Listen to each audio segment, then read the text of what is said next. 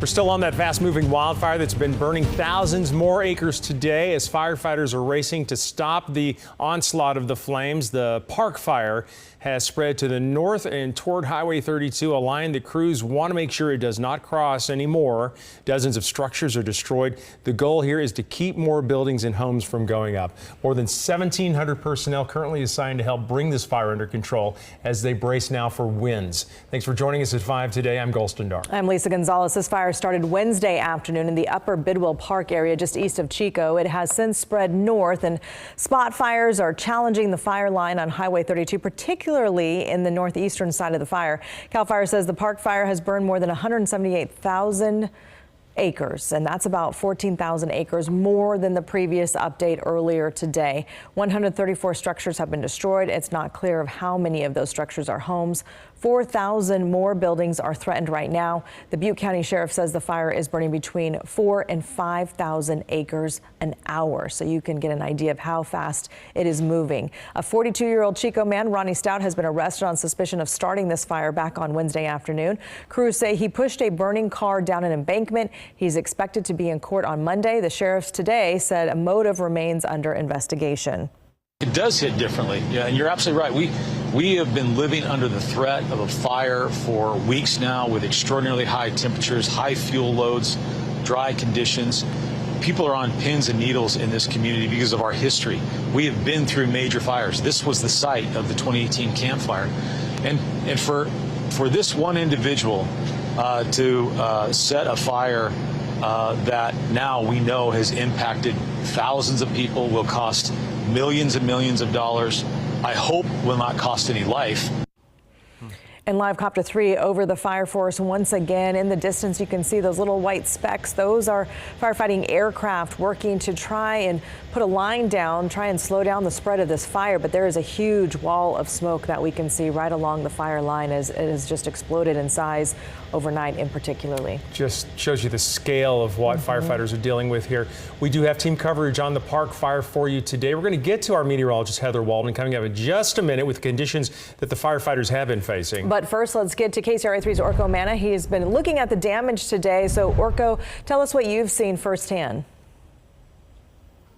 Yeah, well, right now, Lisa, we are just south of Humboldt Park Drive along Highway 32, and we are seeing some more flames here. They've been kind of spotting up throughout the afternoon, and it is keeping fire crews busy. We know, as you guys mentioned, the widespread and fast spread of this fire. We're standing here on kind of these dozer lines that fire crews have created. They were just here for about 2.5 hours, and they left just a few minutes ago taking care of this. But again, you can see all of this smoldering debris and this smoldering ash, and all of these trees burned, and some other flames a little further down. As I mentioned, all of this really keeping fire crews busy. We can't show you the larger flames right now because the cell service is not too great in those areas, but we want to show you some footage of that. Here's footage of the flames burning through some trees in the Forest Ranch area right near Highway 32. This video was taken around 1:30 this afternoon. Fire officials say the Park Fire is spreading very fast. The burning vegetation also putting up thick smoke, but fire crews are working hard to stop the flames. We're seeing aircraft doing retardant drops and firefighters on the ground at the ready in different spots along Highway 32. We saw them jump into action near the highway south of Forest Ranch around 2:30. Take a look. And it's not just the flames at the top of the trees. The fire is also on the ground still spreading. You can see fire crews here. They are having their hoses. They're spraying the flames with water. They're also using chainsaws to try to cut some of the tree. And then I want to turn you around this way. You can see just how close this activity is to Highway 32. Just a few meters that way, that is where some fire engines are here. Again, fire crews doing their best to stop the fire from spreading and crossing Highway 32 on the ground and in the treetops. And we saw some helicopters doing pretty consistent water drops on the fire in that area south of Humboldt Park Drive. There is a lot of urgency out here, even for these relatively smaller flames. Fire crews using all the tools they have to try and get some containment on the Park Fire. And back out here live, you can understand that's so crucial right now. This fire, as we've been standing here for the past 10-15 minutes, has grown a little bit. And again, this is one of those smaller fires, but given all of this and all of the wind that we've seen kind of blowing blowing in different directions, picking up in terms of its pressure, more gusty, less gusty, kind of throughout the afternoon. Fire crews really working hard, doing whatever they can to stop the fire from spreading, to get some containment on the fire, which, as you guys mentioned, at this point, officials are saying are burning 4,000 to 5,000 acres per hour, so they definitely have their work cut out for them. Reporting live from Butte County tonight, Orko Manna, KCRA 3 News. Yeah, obviously they want to bring that pace of burning down as much as they can, as soon as they can. Orko, thanks for that look out there on the scene. Let's check in back with Heather right now. So let's just take a look at what the conditions are looking like right now. Right, and the wind is really what's driven this fire and continues to drive this fire to grow as fast as it has. I want to show you how it's changed over the past 24 hours. Keep in mind, as you've heard, this fire continues to burn thousands of acres every hour, so these maps, as we build them, pretty quickly become relatively outdated. So this was at about noon yesterday. Here's how the fire's footprint had changed by 10:30 this morning. Notice most of the growth off to the north along with the winds, but some of the growth also off to the north and east, following along up some of these canyons. I want to zoom in a little closer to Highway 32. Orko was showing you some of the work going on along there. Not only, of course, working directly with the fire, but working to expand the fuel break that 32 creates, hoping that this fire doesn't hop over into the next canyon, because just a couple of canyons over, and we've been talking about this for the last 24 hours or so, is the community of Paradise. Obviously, people there are very concerned about this fire. Parts of Paradise under an evacuation warning.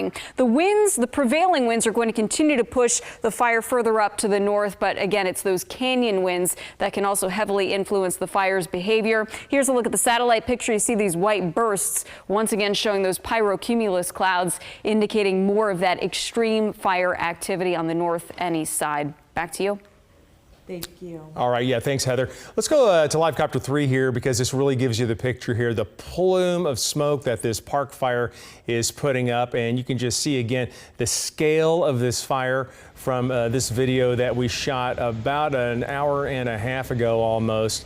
And it just gives you an idea of what firefighters are having to deal with and how these fires do create their own little weather systems there. Air support's been dropping water and retardant in and around the fire, and we were able to spot this retardant line just after 4 o'clock this afternoon. That is pretty obvious there with the pink line. You can see there marking the ground, and also the burn scar to the left of that retardant line. So they're trying to stop, obviously, the forward advance of that fire. And we spotted an Erickson air tanker dropping that retardant. This was just within the past half hour or so, just those precision drops as, again, they try to stop that fire from moving toward more communities. Multiple air tankers and helicopters working this fire as we speak right now this Friday afternoon. And we wanted to take you in and show you this, some big flames still working in this fire. The fire is just burning through lots of dry grass, brush, dead vegetation, and trees. And like you heard from Orko, the expectation is for the burn to be about 4,000 to 5,000 acres an hour, and that's just because the fire is burning in such rich, dry fuel, and you've got a lot of undulating landscape out there, so a lot of ridges for this fire to run up. So we'll keep an eye on that for you today. And there are evacuation orders and warnings in effect in both Butte and Tehama counties. Here's a map of the evacuation orders and warnings for Butte County. The orange zones are orders. People in those areas have been told to leave immediately. The yellow, that's an evacuation warning. People need to get ready to leave. Several zones in Tehama County are under evacuation orders. On this map, those are in red, and you can see the burn scar in relation to those evacuation orders and warnings. That's the dark red area. Evacuation warnings for zones in Plumas and Shasta counties also have been added to this. All right, so let's go back up in the air. Live Copter 3. This is the only kind of view you will get here in our area, because we're able to use the chopper to bring you images from the air to tell the story. And it's a sad story here. This is near Woodland Park Drive. This is that neighborhood of around 25 to 30 homes that ends in a cul-de-sac, and we watched the fire approaching the ridge where these homes sit.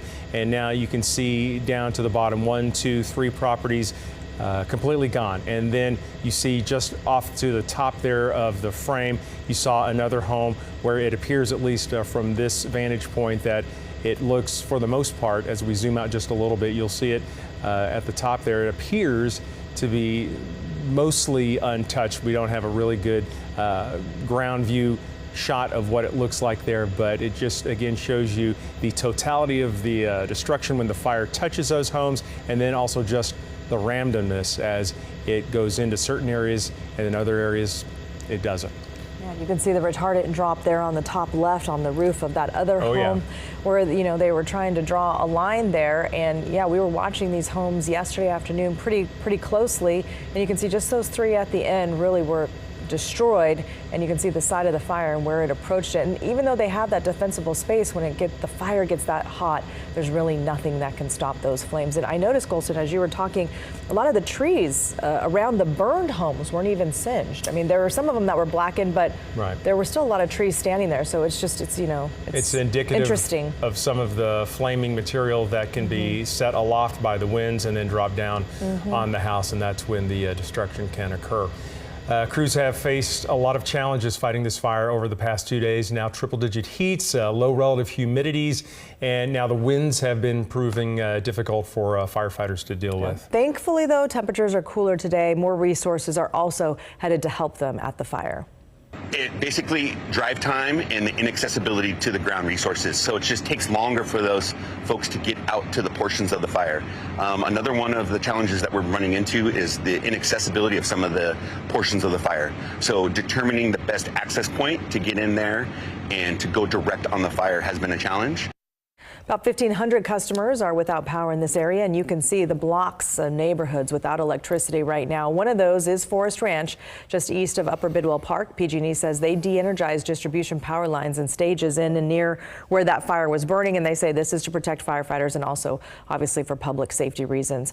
All four of PG&E's UH-60 Black Hawk helicopters are being used under the direction of CAL FIRE to drop water on the park fire. The utility says once it's safe for CAL FIRE to allow their crews to access burns or fly, they'll start inspecting those power lines, inspecting the power poles, making any necessary repairs, and then eventually they'll get to restore the power when they know it's safe. Some PG&E crews have pre-treated wooden utility poles with fire retardant to help protect those poles from fire damage. This can help reduce the risk of poles burning and collapsing and may speed up the restoration. About 400 poles have been pre-treated as of yesterday.